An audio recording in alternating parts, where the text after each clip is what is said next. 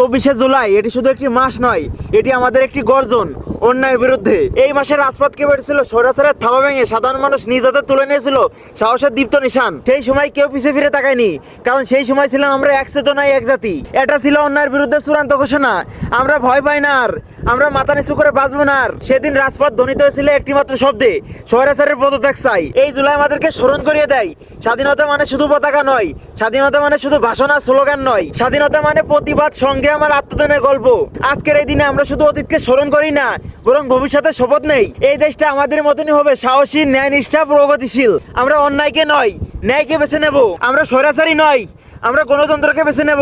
আমরা থেমে থাকবো না যে পর্যন্ত না এদের সত্যিকার অর্থে মুক্ত হয়। তাই আঙুল তুলুন সবসময় অন্যায়ের বিরুদ্ধে। 24শে জুলাই আমাদের গর্ব, 24শে জুলাই আমাদের শক্তি, 24শে জুলাই আমাদের মহাজাগরণের প্রতীক। জয় হোক মানুষের, জয় হোক স্বাধীনতার। 24শে জুলাই দীর্ঘজীবী হোক প্রতিটা বাঙালির হৃদয়ে।